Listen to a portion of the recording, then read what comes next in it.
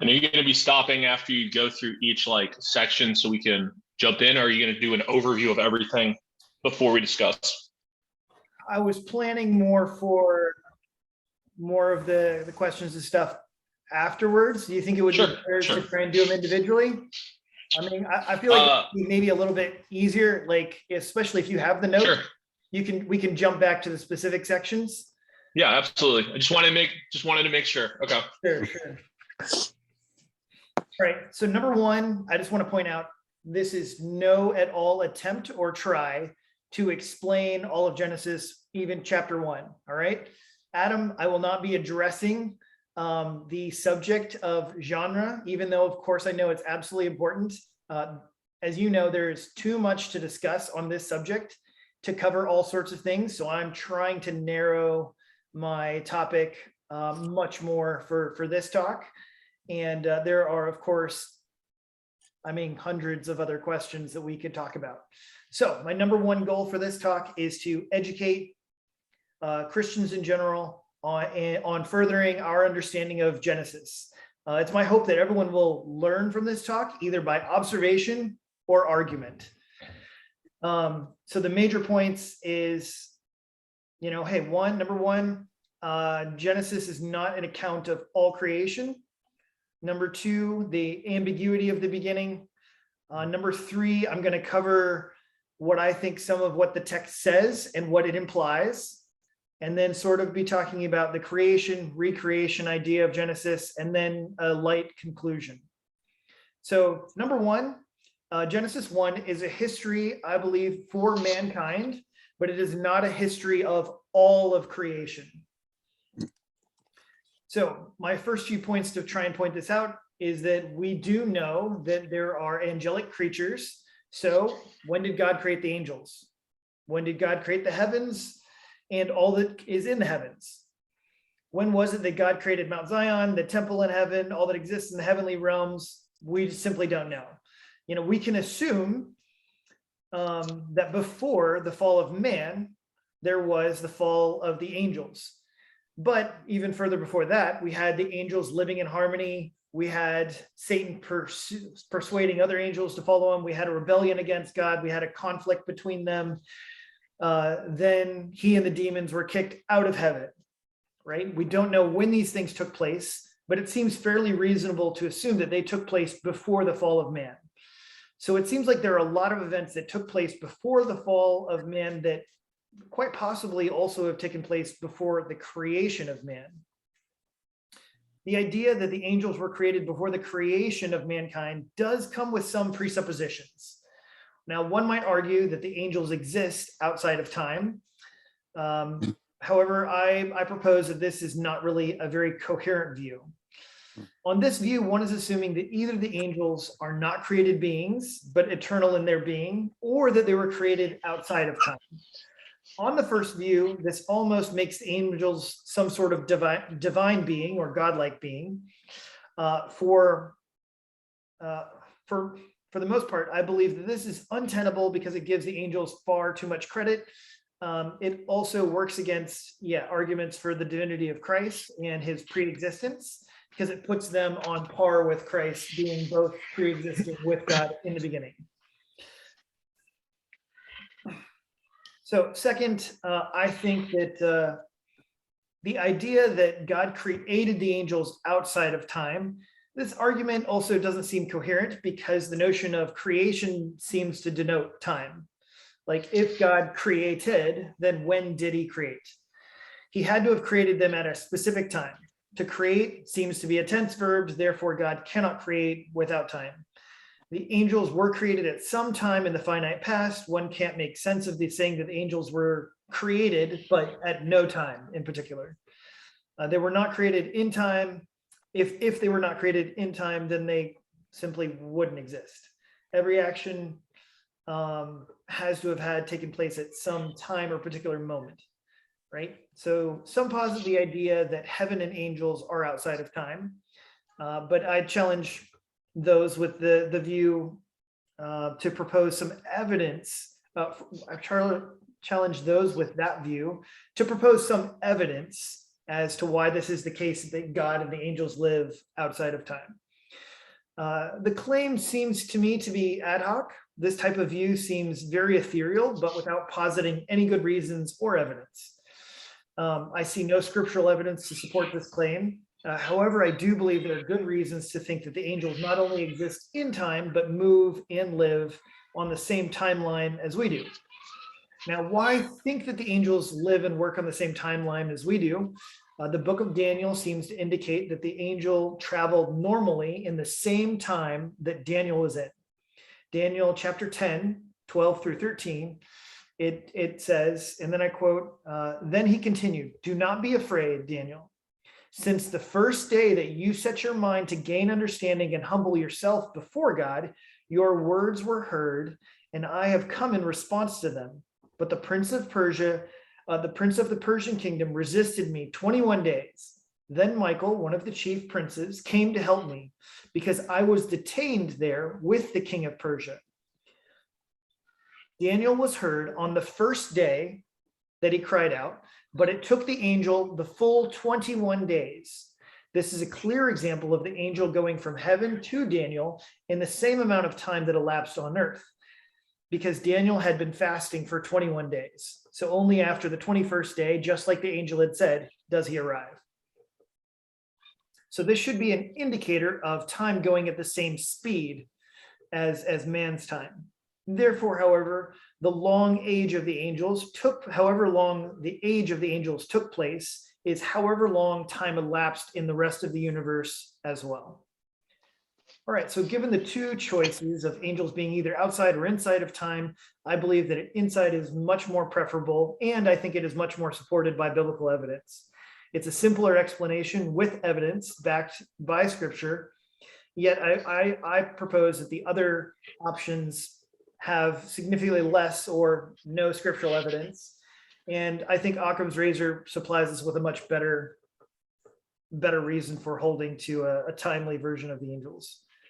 A friend of mine once asked me if there was a gap theory between Genesis 1, verses 1 and 2, and verse 3, if there was a really long gap going on, what was happening?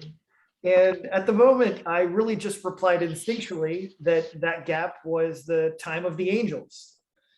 That was actually after Dwight and I had watched a Christian film together. So, but even if God didn't have the angels, but instead existed in an empty universe for some sort of gap between verses 1 and 2 and verse 3 for 14 billion years, or however long you want to deposit, if God had wanted to create a universe and then do nothing for a while, that's perfectly within his prerogative. One might also ask, well, but why would God wait for so long? In this case, one must also remember that to God, any amount of time, whether it's billions or trillions of years, is rather insignificant to God. And, he should not be motivated to, consider any amount of time to be a significantly long period of time in particular. So if a gap is possible, then we cannot definitively say that we know how old a Earth or universe is. A gap in our knowledge leads to a gap in our timeline. So I would propose an ambiguity of the beginning. And in other words, do we know when the absolute beginning of our Earth or much of our timelines that we're using was? It just says, right, the Bible says, on what day did God create? Well, my question has always been to many, on what day did God create the heavens and the earth? Now, Genesis 1 through 2 reads, in the beginning, God created the heavens and the earth. Now the earth was void and formless, and the Spirit of God hovered over the waters of the deep. Now here we can see that God created the heavens and the earth before day 1, I propose. Day 1 begins in verse 3 with, and then God said, let there be light. There are two primary objections to the idea that creation began before day 1. The first is that verses 1 and 2 are simply connected with verse 3. In other words, they're saying the same thing, so that those verses are part of day 1. In other words, day 1 begins at verse 1 and it continues through verses 3 and so on and so forth. So this seems like it is not the case because of the clear pattern that we follow in the rest of Genesis, right? You see this clear pattern of, and then God said, let there be light. And then God said, so on and so forth. It would seem rather peculiar to say that day one begins prior without this phrasing. So contextually, I think that this really does not connect. It does not go together. Connecting verses 1 and 2 directly with verse 3, I think falls apart ultimately. A second argument would be that a title or preface for the chapter argument. In other words, the argument basically states that verses 1 and 2 of Genesis are meant as a heading for the rest of the chapter. It's more of a title. So that verses 1 and 2 are not saying anything about creation, but rather they're just saying what is about to be explained. Now, this doesn't seem plausible to me, for one, because of Genesis chapter 6. Is it 6? 6 through 7? Maybe I meant, sorry, it should be 1, 6 through 7.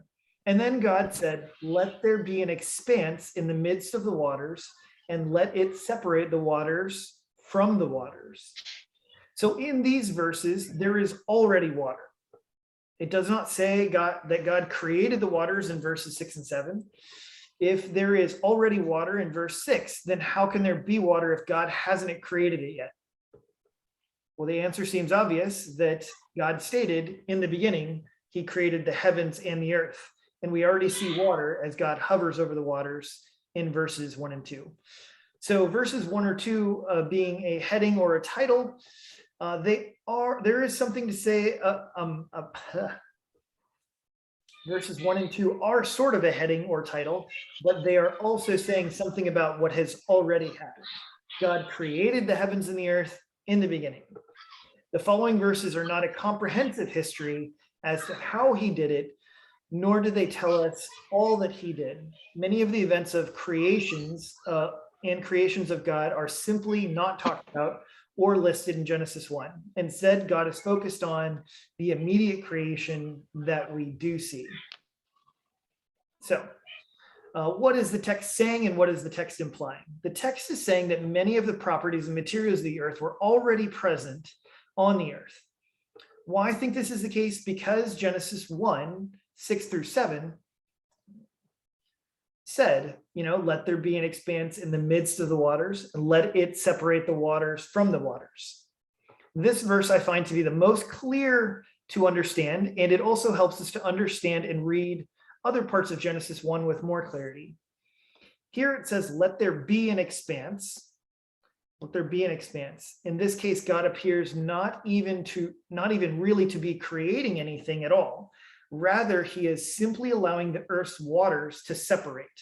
When God does something, he does not always say by what means he accomplishes these ends. It could very well be that this process is something that he simply started or allowed to continue until completion.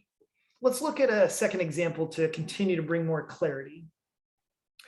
In Genesis 1:11, then God said, let the earth sprout vegetation, plants yielding seed, and fruit trees on the earth bearing fruit according to their kind with seed in them. And it was so. The earth produced vegetation, plants yielding seed according to their kind, and trees bearing fruit with seed in them according to their kind. And God saw it was good. Here it says that the earth sprouted vegetation. Many have said, yes, but that doesn't mean that that doesn't mean it was a process that God could not have made everything happen instantaneously. Now, it is true that God could have made everything happen instantaneously, but Genesis 2:5 clearly says that no shrub of the field was yet on the earth, nor plant of the field had yet sprouted. For the Lord had not sent rain upon the earth, and there was no man to cultivate the ground.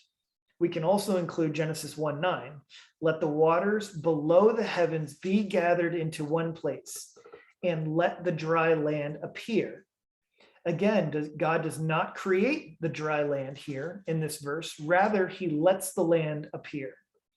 It is this type of theme that is shown throughout Genesis 1.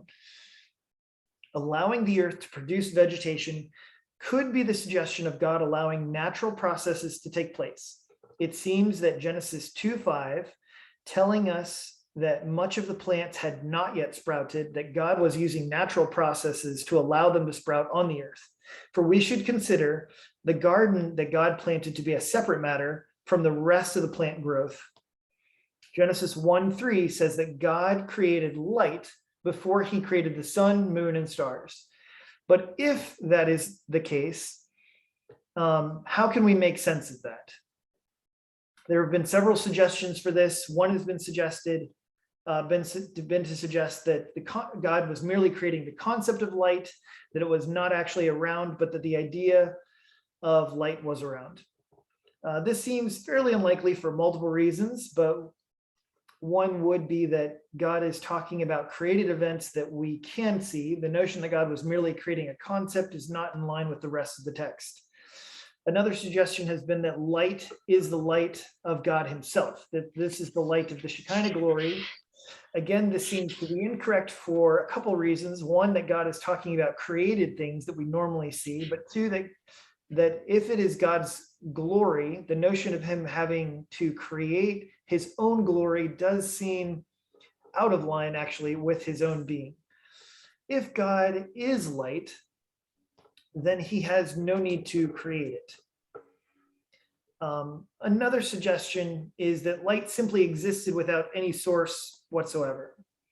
In other words, it was the light itself that God created without any stars. While this is an interesting concept, it seems a far cry from being connected to the human order of experience. Genesis 1 seems to be written for mankind, and not only for mankind of the pre-scientific age, not only for mankind, but for the mankind of a pre-scientific age. While God made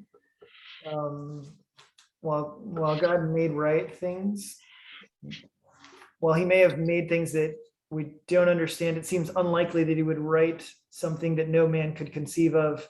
For even today, it is hard for many of us to conceive of light without a light source. So how then does it make sense to have light prior to the sun, moon, and stars? The verses listed above, I think, provide an excellent ground to explain Genesis 1:3, which has always been a bit mysterious, yet perhaps for no good reason. When God says, "Let there be light," the point would be that God is saying, "Let there be light on earth." This is no different from the other verses that suggest that the light was already there. God was simply moving things out of the way so that the light would shine on the earth. Just as we saw in Genesis 1:9, when it says, "Let the dry land appear." The text is not saying that God was making the dry land at that point. Rather, it was saying that dry land could be seen. This is exactly what could be happening here in verse 3. The light is now appearing rather than being created. So in conclusion, Genesis 1 is speaking to the reforming and purposing of creation for mankind. It is not a complete account of all of creation. Genesis 1 shows that God is the creator of all things, but he is not detailing the creation of all things. It shows God as Lord over all creation and gives all creation purpose and meaning. All right. So that is the summation of that. Do you have a jumping off place you would like to start on? Because I feel like well, how about we start by would you guys like to go in order of topics that I had them listed, and we can kind of tail them down that way? I think the for your first point was what really stuck with me, is that Genesis is not a full account of creation. One of the biggest for the naysayers, right, the non-Christians who want to be intellectual about God in the Bible, they like to reference, who did Adam's kids marry, right? Yes. And that to me is a very easy answer. Like, God created them. It's just not mentioned in Genesis. Like, but that's not a good enough answer for them. Like if it's not mentioned in the Bible, then my faith is false, right? Mhm. So how would you recommend approaching their counter argument that is fairly empty? Are you just talking about that specific question? Just or? that specific question. Oh man, I didn't even. Man, you I've made got a statement. Yeah. I mean, no, I've got thoughts on it. he probably deals with this a lot in the youth domain, and it's kind of my domain as well. I have a lot of 18 to 21-year-olds in my congregation, if you will, in my Yeah. youth. So Yeah, would you go ahead and answer that one, Isaac? Listen, so one is you're stuck with, I'm literal 7-day creationist. That's where I'm at on this. And so even if I stick with Adam and Eve and a traditional view that maybe they're the only ones on the planet, you have a number of different questions that come up. One is you can say, okay, well, how old were his kids when they got married? Because if we take literal years as the period of life, they lived an extremely long amount of time, right? You're talking like as a teenager for us, the period of life would be hundreds of years old for them. So the amount of time for a large amount of people to populate on the planet, that you have some time for that to actually happen and occur. So one of the biggest things that I would say about this is you have in the book of Proverbs answering a fool, and it's kind of like you're kind of screwed if you do, and you're kind of screwed if you don't. yeah. And so the main point that I would have with this is trying to figure out, okay, is your goal to throw a wrench at me, or is your goal to see if there's validity to what I'm saying? Yeah. Because one of them is I'll give you an answer and then you don't care. Your next goal is just to find another question. Yeah. And so to me, that's one of the difficult things in this situation, because I think you can find ways to answer it, but most of the time, in my opinion, that question comes up from someone who's heard lots of objections and they try to hold on to some as a way to have quick ammo. Well, if I run into a Christian, I know I'll ask them these because, they won't know. Yeah. And so a lot of arguments are based on presuppositions, right? It's like, well, you think the Bible's dumb because you think God doesn't exist. Well, of course, if God doesn't exist, the Bible is dumb, right? That makes sense. The issue is if we talk about whether God does exist and it's rational that he exists, now how many things are actually on the field for discussion? You know what I'm saying? So Yep. to me, it's kind of like, I wouldn't focus too much unless this is a conversation where someone goes, no, I feel like this is a gap in the text. And if they really feel that way, I think, your answer is sufficient. If they're not willing to even take that on, I don't think they actually care. Just my thought. I think depends, right? Sometimes they actually care. Sometimes they Yeah. Yeah. Anyone else have thoughts on the idea of Genesis not being a creation account of all creation? Yeah, I think that makes sense. Not that that's the standard of reality. It's whether it makes sense on to, but like I think that kind of what you're talking about, how, because that's something that that's actually one of the things that's made me step away from. I wouldn't say that I'm not a 7-day creationist. I guess I would say the importance of whether that happened in 7 days, whether these things be literal or figurative. I think that the message stays the same, that there is a gap of time in which God created them. But that was one of those things. So like, okay, well, God, creating light, that sort of thing. But your explanation of light being shown on the earth, almost like you're looking at like a scene of what's happening on the earth. Like these are the parts and configurations, and then the curtains open, this happens.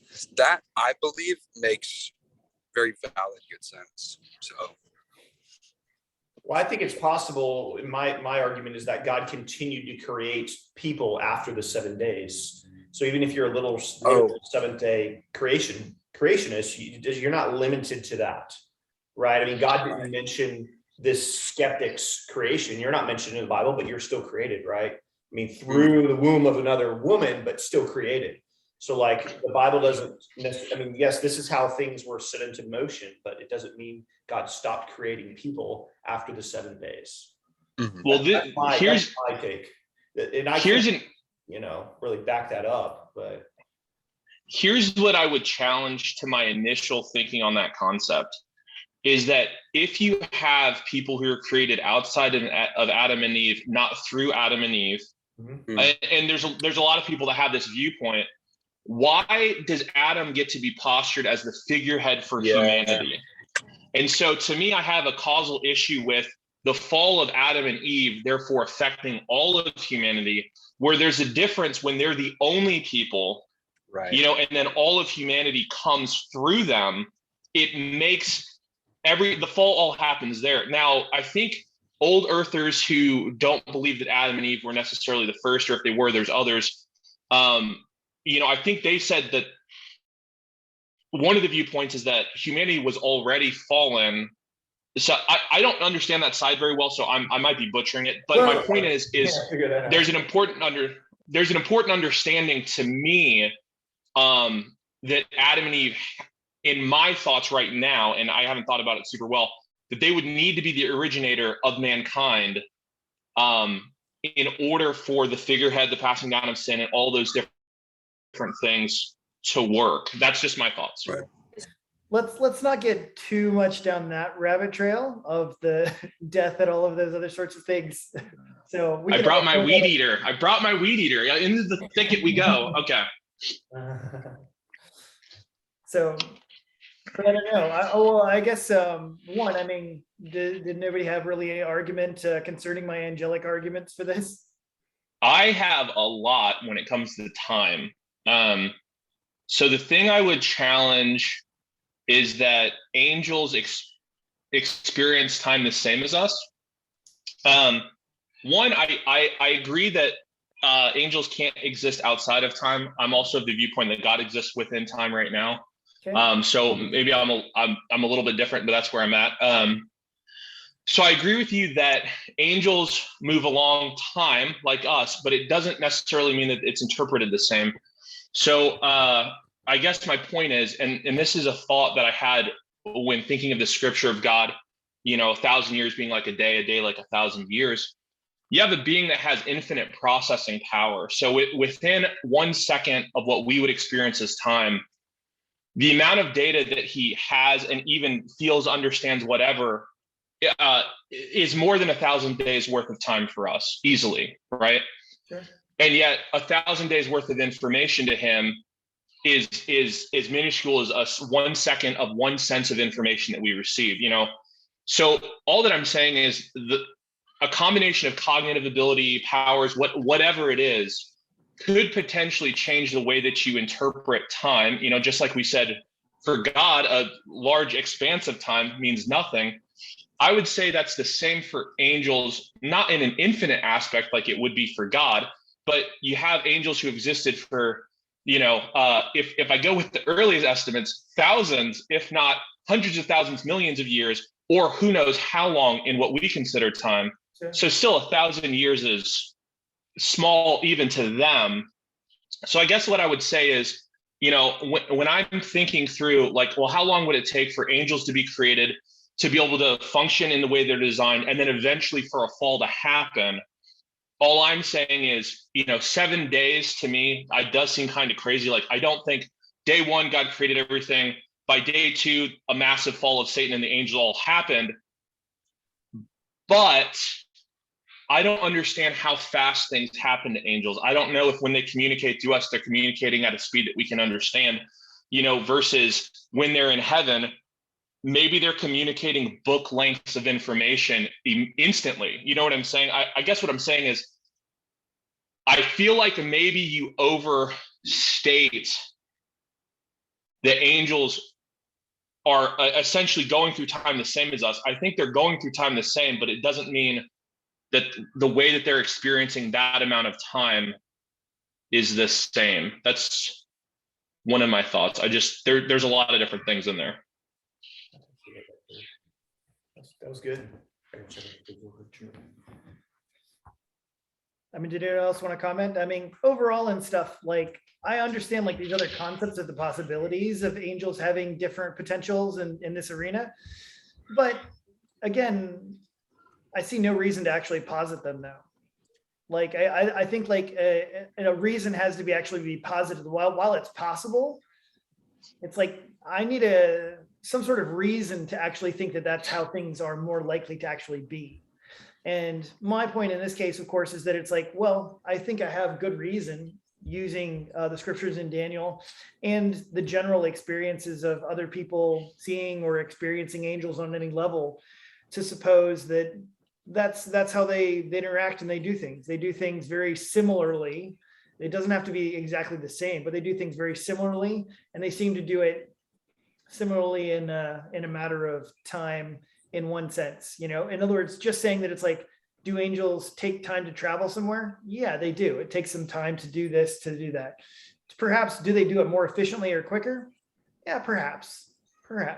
But I don't know. Also, to suppose that it's to some sort of magnitude that reduces it to, what would be super significant, I think it's unlikely. Well, the only reason why I'm saying that is in scripture, we see that God, for instance, communicates to humans at what seems to be a normal speed, right, of communication, which has nothing to do at all at capacity. You know what I'm saying? If God chose to give us the information immediately, or how God can receive information, it's clearly not limited to our ability or our understanding. And so I guess my point is if you take, for instance, even like a TV show like The Flash, something that you're experiencing, someone who can move quick enough and process information quick enough that while for them we go, oh, they're moving really fast or something else, the whole physics idea, what would be considered normal speed or fast or slow to them would be different than for us. So I guess what I'm trying to say is I have a hard, while I'm really open, I think it's likely that angels existed for quite a long time before, man got on the scene, for instance. I would have a hard time justifying being able to argue why it must have been a long time, or why 7 days in the way that we interpret 7 days wouldn't be an extremely long amount of time potentially for angels, just because, we'll do the traveling example. It takes me a certain amount of time to walk downstairs.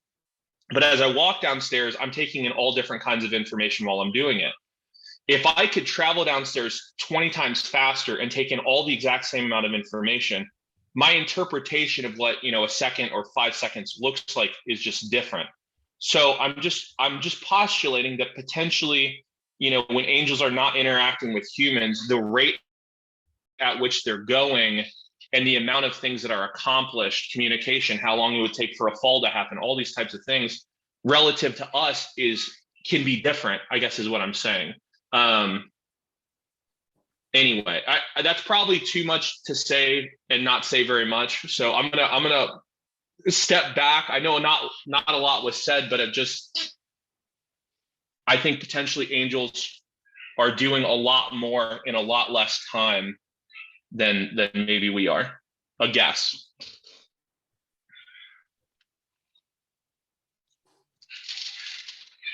Anyone want to move on from that, or?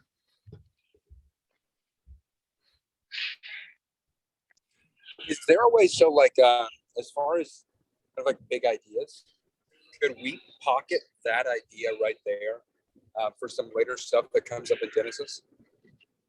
Because that right there, because I mean, then you get into issues like things like the fourth dimension. I mean, it's there for a reason. Time travel, not time travel, but like traveling through time. But because I think that's a huge topic. But as far as Adam, like your points, is there like how do you want this like organized as far as the things that we like? Well, I mean, go into. At this moment, yeah.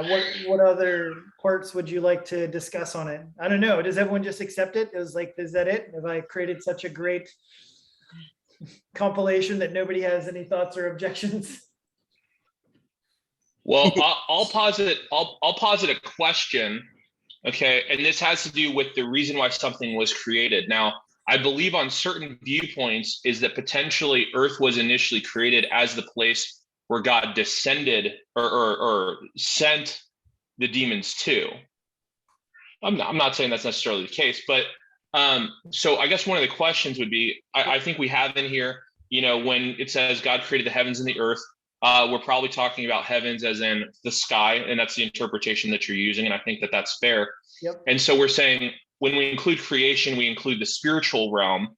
Yep. Well, we don't always, so I'm just clearing that up. I think everyone understands that here, but so we're saying, creation, meaning everything that was created, is not listed in Genesis 1. Yep. The question, part of the question is, even though all of creation, if we include the spiritual realm, isn't included, part of the question is all of the physical universe, because that is the point of contention, is all of the physical universe described in here, and is it done in a quick way? So for instance, it's the one viewpoint on, well, God created the light, right? Versus, well, God already created the physical universe, and now he's purposing the light for Earth. Do you know what I'm saying? Yep. So Okay, so one of the thoughts that I had as far as the light argument, I don't have any issue with light not having a design source when it's first put out into the universe. Mm-hmm. And so the reason why, hold on 1 second. All right, someone else take over for me. I'll be back in a minute. Save by the kids. Oh yeah. Did anybody else? Seth? Yeah, I got roughly quiet. Hunter is the one that's come back.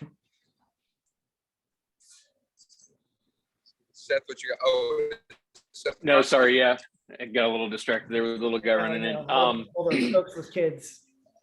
I guess I don't know. I mean, these are thoughts I haven't vetted out. I'll be honest. That's okay. But I guess when I think of how much we still don't, like, if you just consider the heavens, how much we still don't know and continue to find or discover through, science and telescopes and all that kind of thing. Like, what's to say God's not creating something else out there in our galaxy? Wow. I guess so. From creation. I mean, as we've said, like I think this clearly in Genesis 1 does not capture all the details, as you said, Adam. I fully agree with that. But what's to say there's not still something happening out there? Sure. I don't know. Yeah, because Adam, if at some point, I got to be honest with you, man. If at some point you don't get into discussion of what do you call alien activity? I knew you were going to bring it up. If we don't get into, listen, man, because one, it's interesting, but two, yeah. So no. I can resolve that right now, Hunter. Mm-hmm. God has already created aliens. Yeah, angels. I don't even think that's disputable. Yeah, I mean, you think about a whole nother group of beings who have gone through sin and non-sin and relationship with God and live on another dimension or another realm. It's like, the angels fit all of that. So, and then they come and visit us. So, and we have visitations by the aliens. Oh, yeah, dude. Not that we're getting into it, but I do know one of the questions I got asked when we were taking a Q&A from some youth is, do aliens exist? And, we talked about, we got some biblical silence here, so I can't give you a definite.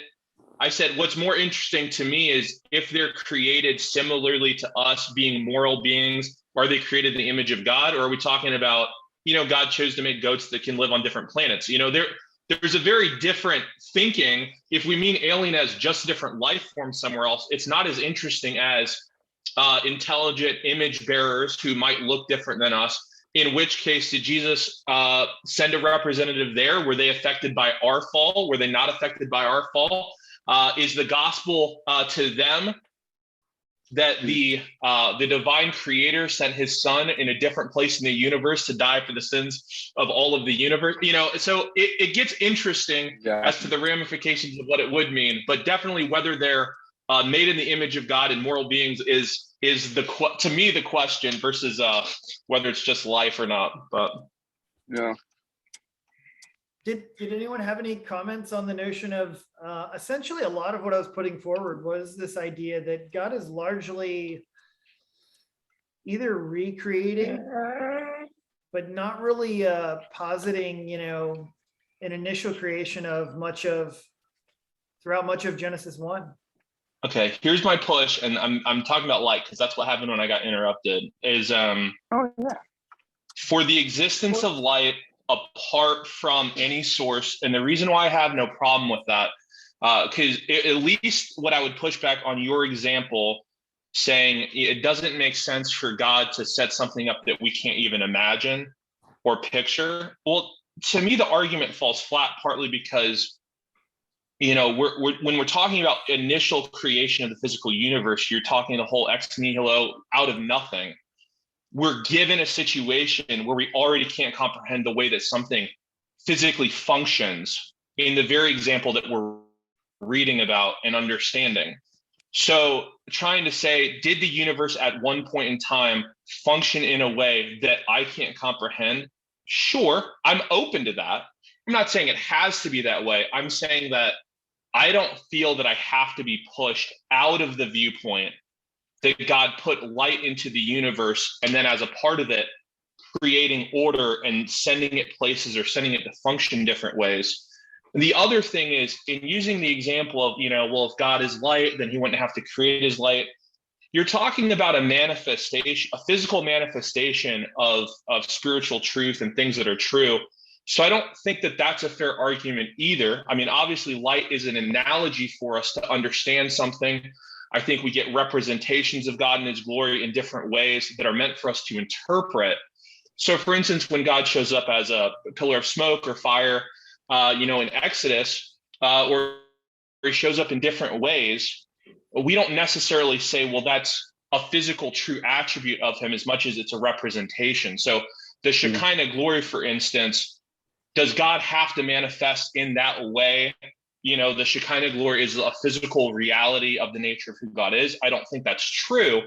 And so because of that, you could make the argument that as God creating a physical universe chose to show what we interpret as light into the universe through an expression of his glory in a physical manifestation, I'm also open to that as a possibility. Once again, not saying that that's necessarily true. I'm saying that I don't feel enough evidence to say I need to come up with something other than that.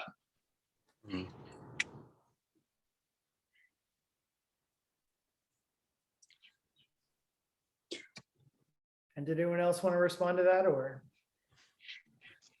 I mean, in real brief and stuff, of course, I find all of those. I agree with that. I agree with what he said. I find none of these reasons to be as plausible as some of the other reasons I've put forward. Because one, I'm just saying that in the context of Genesis chapter 1, the explanation I gave forward seems to be in line with the rest of the examples in Genesis. In other words, there seems to be another pattern. And so this would simply be following the pattern that is in the rest of Genesis 1.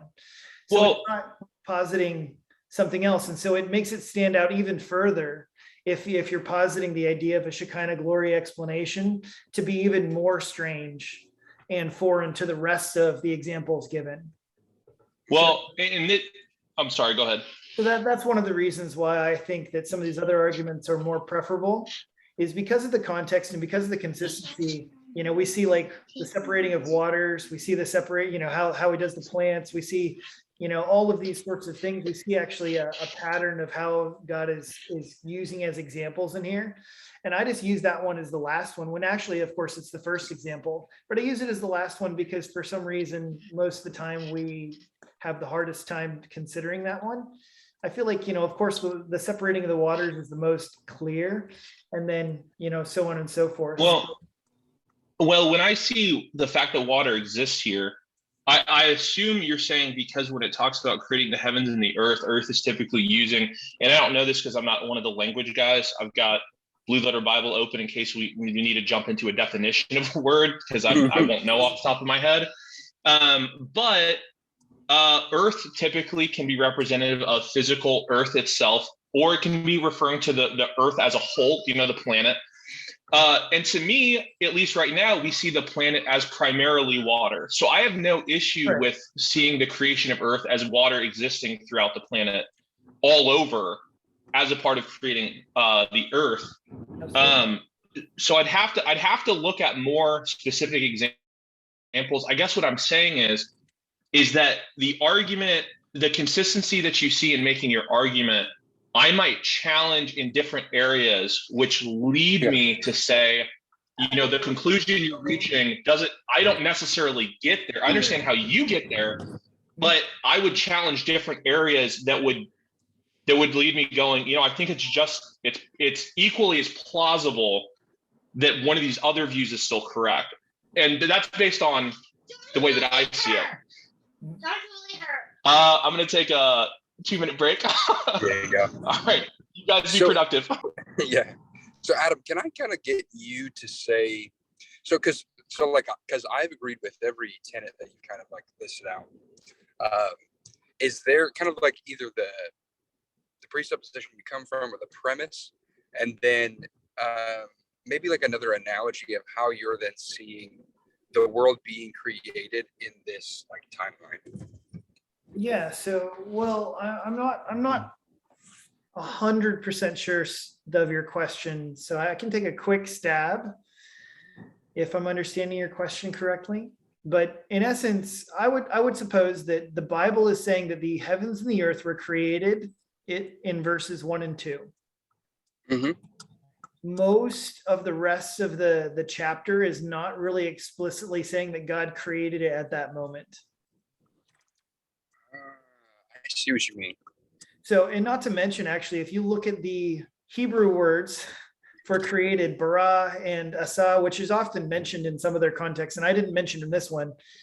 I felt like actually the text I already gave was maybe too long for this conversation, but there's only a few places that it actually is talking about God specifically making something. And that is in verses 1 and 2, when it says, and God made the heavens and the earth, it's using the word bara for made.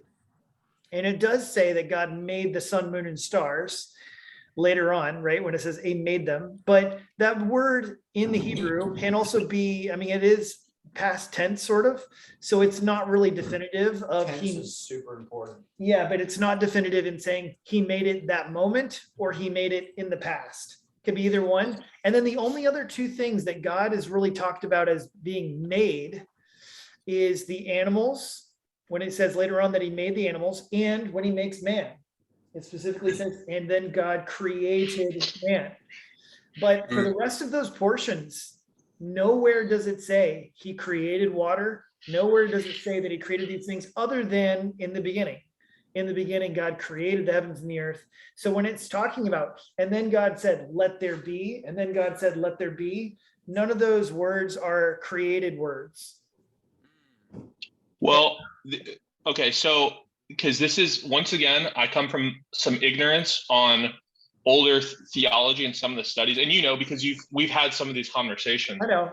But see, this is the reason why the conclusions can run differently. And for you, once again, because lots of times the area of debate is whether it's 24-hour days. This is the reason why it matters, right? Because I'm saying I'm not at a place where I go, well, I'm definitely open. No, I could see how this might not be.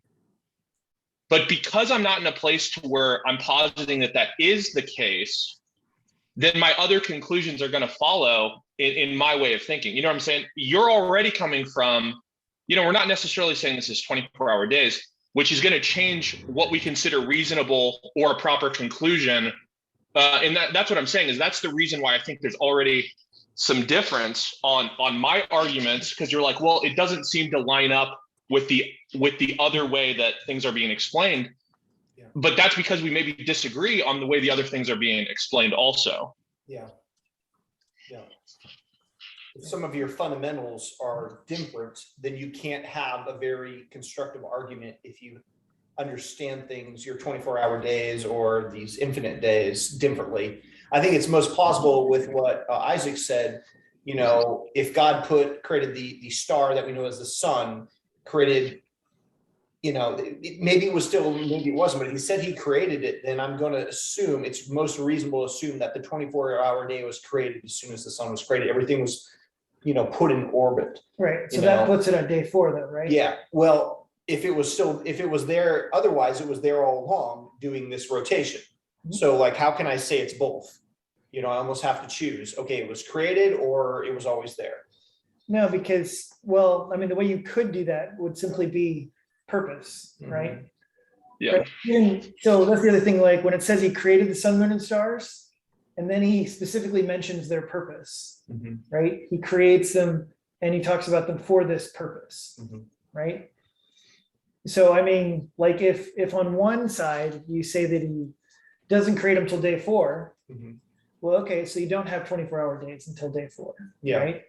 Right. So which is the position of some people? Hank Hanegraaff specifically holds that view. He holds that the earth is old and stuff like that because you didn't have 24-hour days until day 4 when the sun, moon, and stars were created. So, but I want to pull, and this may be too philosophical because I think we maybe talked about this before, but here's kind of an issue that when you're talking about whether it's literal, whatever else, here's part of the issue is time itself. And maybe I'm wrong on this. My understanding of time currently, time is not a thing. It's a measurement, right? It's not like there is you can't bottle time. You know, it's a way that we try to interpret reality. Okay, so I guess what I'm saying is part of the issue you have is the way the 24 hours would have been interpreted when you didn't have mankind. Either would have been, you know, the rotation of the earth, right, in relation to other things. We said, well, it takes that amount of time. That's how we determine what 24 hours means, right?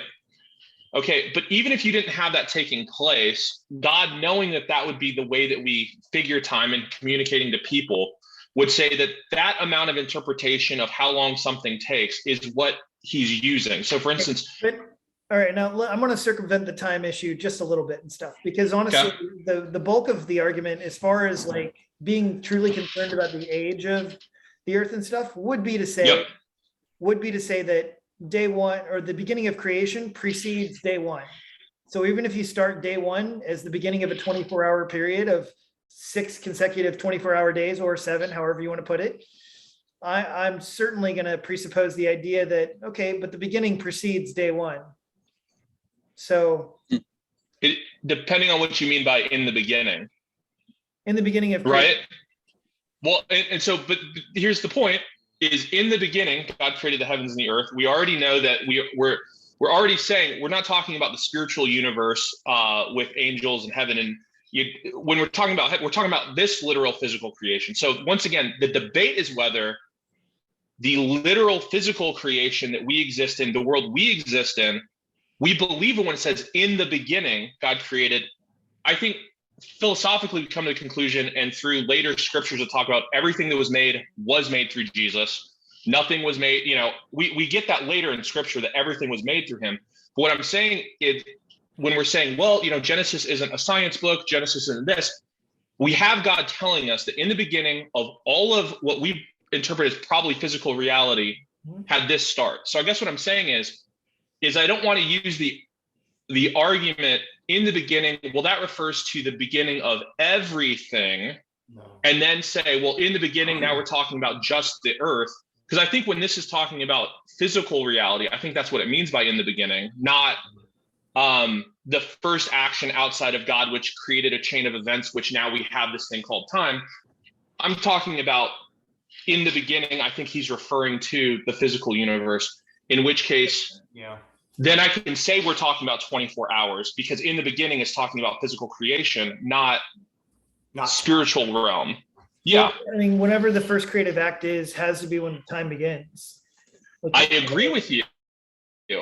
but when this says in the beginning, is it referring to in the beginning of time or in the beginning of physical reality? And I'm separating that from spiritual reality, which has spiritual beings, which we would say are not physical, however we interpret physical or whatever. I mean, I think an angel can slap another angel, but my point is when this is saying in the beginning, if it's talking about physical reality, and I have a 24-hour interpretation of day, Sure. it doesn't mess me up, because I feel like you're taking in the beginning as saying, well, in the beginning of time, and then see 24 hours doesn't work because we already know more than 24 hours has happened since the beginning of time. And I'm just saying it's 24 hours in the beginning of physical creation. That's my current theological understanding of it. That's fine. That's fine. Yeah. Right. But that beginning precedes day one, right? In this, Physical creation precedes day one. I'd have to go into it more. My initial response is no, but that's me firing from the hip and feeling like I have to argue. I don't know why I feel that way, but One of the core arguments for this idea, right, is that water is presupposed in the creation account.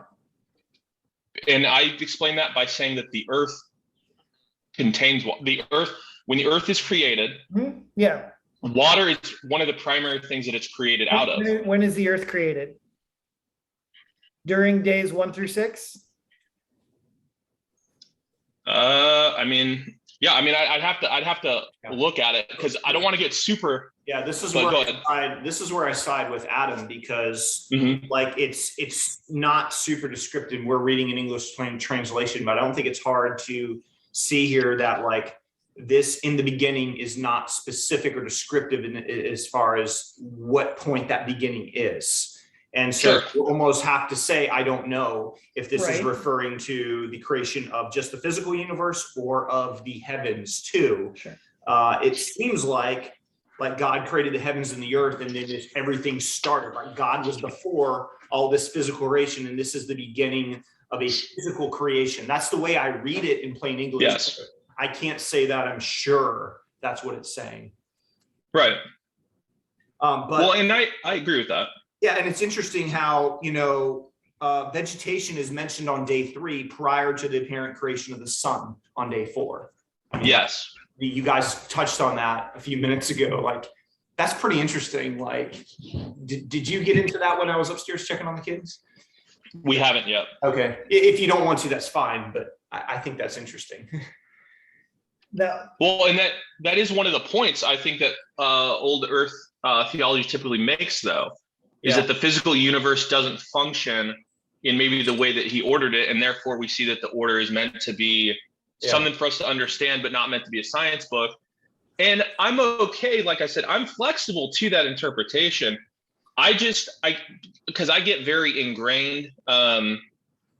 It's very hard not to plant your feet sometimes in where you've been taught. So I guess part of my natural pushback is maybe we'll just say, for instance, in a universe where you have a God that can do anything, and he's in the moment of creating everything.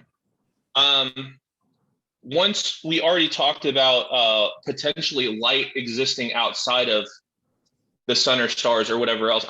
I guess to me is, where did this light come from before the sun? I don't know. That's where you were not here, and I pushed back on. All right, cool. Sorry. And so part of the thing is exactly that. Where did it come from? And I think there's, to me, I don't necessarily have to have a response for it, but to me, I don't currently have an issue with God throwing it out into the universe or it generating from himself. I disagree with the point that it couldn't be a manifestation of God, or that it couldn't be thrown into the universe in a way that there was order even before it was assigned to the sun. But I mean, I don't know. I mean, I don't necessarily feel that I have to move from the position that I'm on it, or that there's enough evidence that tells me that I'm being irrational. So that, I don't know. That's currently still where I'm at. Okay. Dwight, are we just talking over you? I'm following. Um, In New Jerusalem, there's not going to be any sun. And yet there's going to be plenty of light. There's not going to be any night in the New Jerusalem because the Lord is going to be the light. So, But I don't think it's really a parallel to this. Well, it can be though, because like if God can create light without a sun, and light can just exist, because light doesn't have matter, it doesn't have weight. So God can create a light source that is not the sun, that can exist eternally, even separate of himself, right? Because you talk about rays of light, when you talk about rays versus like something with mass or weight, those are two different, like totally different domains of creation. Like we have radio waves all around us, we have rays of light everywhere, but they exist and we know their source, but they're not taking up any space. So like God can create a light source that's really supernatural, that exists and projects without a physical source. Of course, that's all possible. It's possible. That's all possible. But would enable an explanation for the vegetation existing without a sun. Well, so going to address that a little bit. So my point here was I listed kind of three different examples. I listed the water being separated, right? I listed the earth growing out the plants and the vegetation. And then I listed the sun, let there be light sort of thing. Yeah. The point is in these three cases, the properties, the growth, the waters being separated, they all happen because actually the primary sources for them are already there. So in other words, the light, it's not that the light doesn't have a sun, it's that God separates the light from the darkness so that the light is finally able to shine on the earth. So in other words, Yes, but see, already there. Here's the pushback, but you go ahead, Bruce. Can I hear from two of those other guys? Yeah. I know this feels like a three-way conversation. Yeah, sorry about that, guys. Go ahead. PhD and Hunter, do you guys have any thoughts? I'm waiting on PhD. When you don't, you can give them these titles, right? 'Cause No worries, man. Adam kind of handicapped me at the very beginning, man. He said I couldn't talk about genre. But we didn't so literary features. No, because That's right. most important is literary features. I know. Well, I had to put the caps out of a little bit, right? Okay, go ahead. I want to hear. No worries. So I think an important question. We've been all over the place, and this is good. These are necessary theological discussions. If a text was for sure written by God, directly, and it was handed to us, and it was about a creation event, we would have these sorts of questions, and they would be, we would be able to reason directly to these sorts of things and involve them in the conversation. But one thing that I would want to ask to kind of frame the discussion is asking more about meaning. We talked about meaning earlier, and especially we talked about context. And so one thing that I would want to ask is, what kind of things? Because this is a discourse, right? Like this is an informational, communicational entity, a thing. So like, and we say that meaning is generated by context. And so what kinds of things, would help us to understand that which is generating the context, which is generating the meaning of this text, or, generating the way that we should understand what this is trying to communicate? What kinds of things go towards that? And kind of a parallel question is, maybe to help out with that, is to say, of all of the things that we've discussed so far, how many of these things would have perhaps been relevant to someone who existed about the time of Moses, who was wearing sandals, who was walking around the wilderness, and was like wondering whether or not they were going to have enough food to survive through the day, or something like that? Like the context, its rhetorical context is the circumstances under which it was, produced.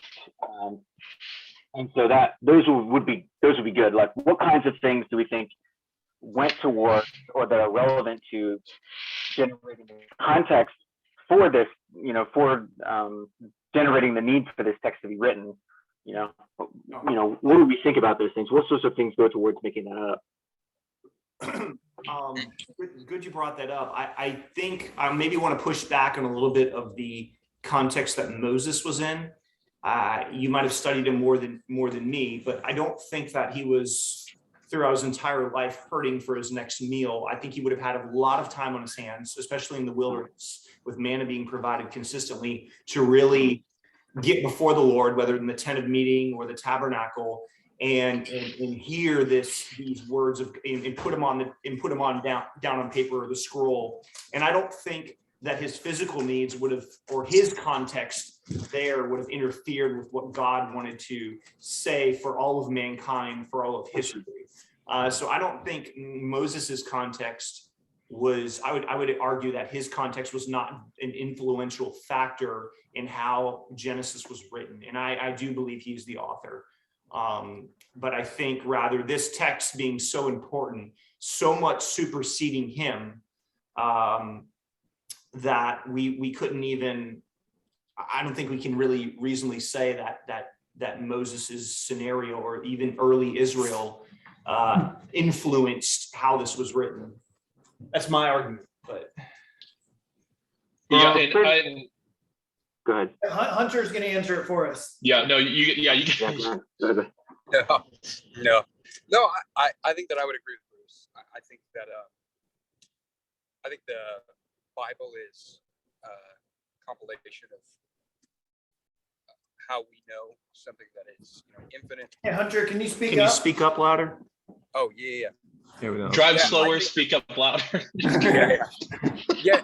No, I think that the Bible is a compilation of everything that we need to know who God is, and what He did for us.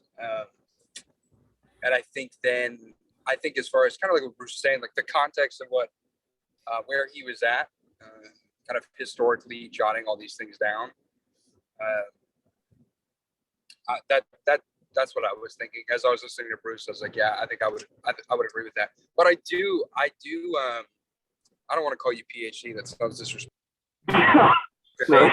Really just a It was Adam as well, Adam Green.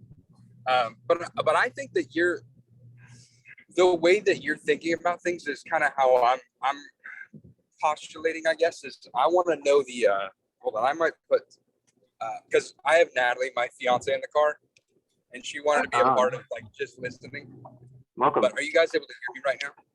Yes. Okay. But I think that's kind of what. What's that?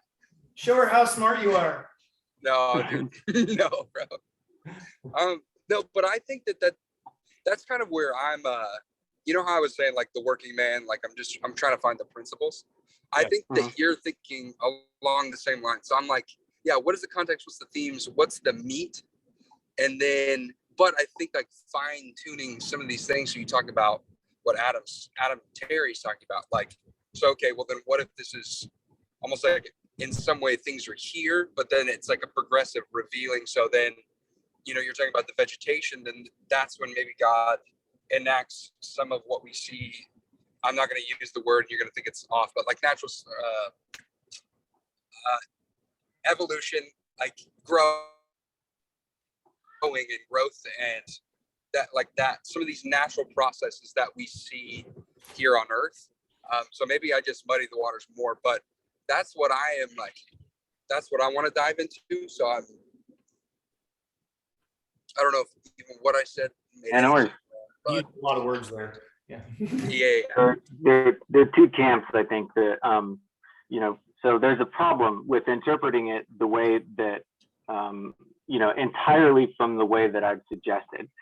Somebody like John Walton would say, he's an Old Testament scholar. He does a lot of work at Genesis. He would say, the Bible was written for us, but it was not written directly to us. And certainly that's true. That's certainly true. However, as Christians, we kind of have to what he's saying is that, like, hey, look, if we're saying that the text teaches something, what we need to do is we need to, like, limit the amount of things. We can't just say that it means absolutely anything ever, right? Like, because you have to provide a justification for why the text is saying what it is. Sure. And so what he does is he says, okay, essentially, we need to draw a barrier somewhere. Like, there needs to be something that grounds our ability to say that a text is teaching something. And where he draws the maximal threshold for that is on the basis exclusively of what Moses or any of the ancients would have known from their perspective. And there comes a significant problem for Christians if that's the case, right? Like, if that is the only thing that you allow, if you draw the barrier or the line there hardcore, there are lots of things that Moses did not know that are very relevant to what Christians believe, but that we can now no longer justify. For instance, that God has a son, and that's like his, that the fall that, that Adam and Eve experienced was going to be, that they were going to be redeemed, or that they were going to be preserved from the consequences of that fall from the future Son of God, Jesus of Nazareth. Like, there are tons of things, that are, that are kind of beyond the scope of what Christians, I think, rightly say are, that this text should be understood as being a piece of. What Moses knew, I think, or what you can reasonably demonstrate, what he or any of the other ancients knew, it has problems. But there's a counter. There's another significant issue to coming at it from an alternative perspective. That is that, like, that meaning is not grounded in, at least immediately, what an original author like Moses was trying to say when he was writing this text, and that is that, like, all of the peculiar, like, socio-cultural, like, linguistic peculiarities of the text just get ironed out completely, and they become flat. For instance, we cannot say, like, we cannot divorce the fact, like, we can't say that not only that was the Bible written for us, but it was also written to us as a human race, because, like, the fact of the matter is that it was written in Hebrew, that it was constructed under a very set of specific sociocultural circumstances, and it has a number of ideological similarities and theologically important ideas that were extremely relevant to the mindset of those people. For instance, like, we talk about an interesting fact about the creation of the star, the sun and the moon, is that they're not named at all. He just calls them the greater and the lesser light. And so you might puzzle over this, and after a while you might come down on the side of, like, John Calvin, who said things like, yeah, I didn't name them because, like, obviously it didn't want these people to deify them. It didn't want the Israelites to deify these sorts of, like, material things, which would have been a big issue for people that were coming out of a heavily polytheistic context, like Egyptian slavery and the sort of polytheistic mindset that people had back then. And so there are things like that in the text. There are all sorts of features like that, in addition to things like numerology, and just kind of different forms of, like, parallelism, different literary forms of artistry that are seamlessly woven into the text that you can't ignore. Anybody that's, like, a seeker of truth cannot just take those sorts of things and say, yeah, forget these. Like, obviously, when God constructed this, he wrote this for all mankind, but he wrote it to Israel. And so some of this does speak to their context, and we need to be mindful of that sort of thing for sure. And that gets into genre. But you go ahead, I'm sorry. Yeah. Well, yeah, and as far as that goes, I mean, I definitely agree. I agree with you and Bruce, and it sounds like, I mean, you guys essentially agree. It's important to realize to me that you have certain books like Genesis that was intended for everyone, was written to a certain audience. You have a certain period of time where God chose to make a revelation, a certain language that he used it through, a certain person that he had write it through. So there's definitely things we need to understand. So to your initial question, which is, hey, what do we think some of the primary purpose and the meaning? One of the things you already hit on, which is kind of what I was always taught, what I understand as one of the main reasons why Genesis account was important, especially for early on, is to say that there is but one God.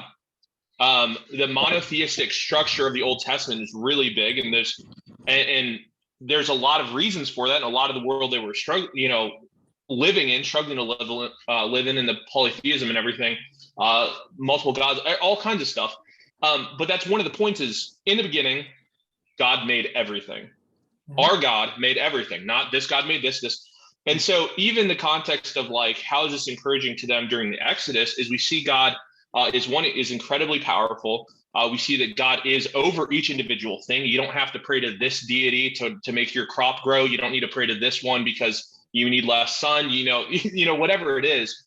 So I definitely think monotheism and the power of God is definitely one of the primary points, is that God's the creator of everything, that he's incredibly powerful and that he was very involved. And I think we see later through all of Genesis that, he cares for his creation. He's hands-on. So you get rid of some of the deist stuff. So I think that's definitely some of it. I just, it is interesting when we look at some of this and we're able to pull more than, like you said, the original people, because we have a broader scope where God's given us more revelation over time, and we can, but it is tough because like Jesus's parables, there's a primary point that he makes, which is, okay, that's the point. And sometimes I think there's little points that he makes inside of parables which matter, but we got to be really careful not to like take every tiny thing and try to make off, side points. So, you have the parable of the prodigal son, which when you look at the entire thing afterwards, it's kind of meant to be a little bit of a slap to the Pharisees. That's, one of the main points is actually, you are so unlike the Father. And you have a point to where you say, hey, look, the Father ran to him, which culturally we get to go, an older man running.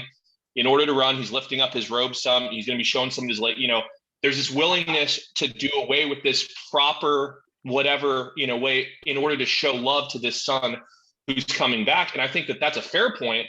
But like, there's all these other little things you say, oh, notice that, I don't know, notice this and this and this. And sometimes we can jump too far into making points that aren't necessarily there.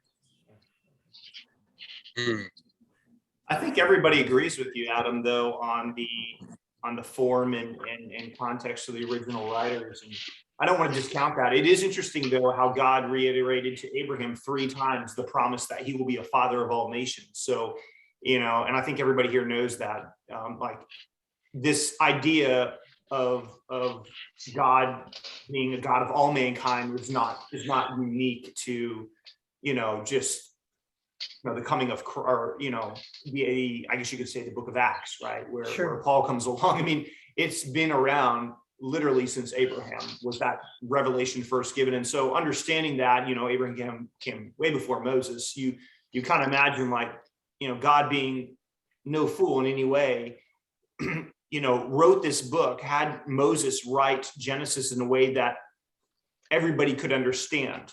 That's kind of my, I feel like everybody here is a big picture person, but that's kind of where I find peace and rest in the issue of, there's going to be some contextualization that is unique throughout the book of Genesis to them, to the ancient Israel, but by and large, it is a historical account for all of us to believe in and learn from. I always feel like Israel is the best case study for any society, right? Their tendencies are the same as ours. So while they had entirely different culture, their human tendencies, their humanity is still linked to us. Those are my thoughts. No further comments on that, really. No, that's actually, so my my ETA is 1 minute. So I'm about to leave. We're about to wrap up anyway. Oh, okay. Then I do just want to say one thing. As far as how would I say this? As far as the like, you had said something about like the monotheistic message. Talking to I do believe too. Have you? Wow, man, there's so many things. I don't know what you guys know. Isaac's comments on the monotheism, right? Well, can I say one thing about the? Oh, go ahead. I'm sorry, Brad. I'm sorry. No, you're good. Do you guys believe that there were that the biblical teaching is that there are multiple gods in the Bible? Like Elohims, lots of Elohims. Yes, almost like lesser gods over the earth. Yes, there are principalities. Yes, absolutely. Yeah, they're sub gods. Only one god, but lots of Elohims in the heavenly realms. Absolutely. Okay, yeah, because Adam, we gotta talk about that at some Yeah, it's a good one. I'd love to talk about that too. I haven't studied it much. Because that changed really true, like that kind of changed everything for me. So yeah, but I know you're wrapping up, so you take it away, Dr. Terry. Already set him up for his next group. Oh man. Anyway, yeah, any last small other comments? Thank you guys so much for contributing. But Oh, I was gonna say edit me and you, because there's no way anybody's gonna watch this when it's I'm kidding. You should edit me out, right? thanks, your child. Could you just move on? No, I want to say that I enjoyed being able to talk through things and listen to you guys. I know I'm kind of verbose, so I get stuck talking on lots of different points. But I'd really look forward to maybe tackling more stuff with you guys in the future. I mean, we made little headway, but the conversation I think was still good. I think the only thing we want to be mindful of, if we want an audience to be able to come in this to learn, is you're going to want to make sure that we're explaining certain terms or ideas when we say them. Otherwise, it's not going to be productive to new people. They're going to have to constantly be Googling. Okay, he said, what did that mean? So we just want to be mindful of that. If we want this to be approachable to people who are new on the issues. We'll see. Yeah, we'll see. That's what Adam was going for. When's the next one? Working on it.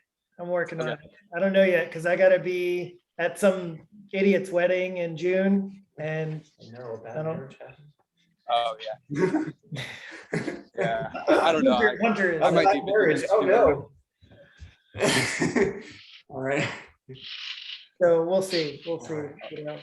You'll be good, ready down the altar, and I'll have Zoom pulled up in the back. So Oh, yeah. I'll stop the recording here, but. Oh yeah.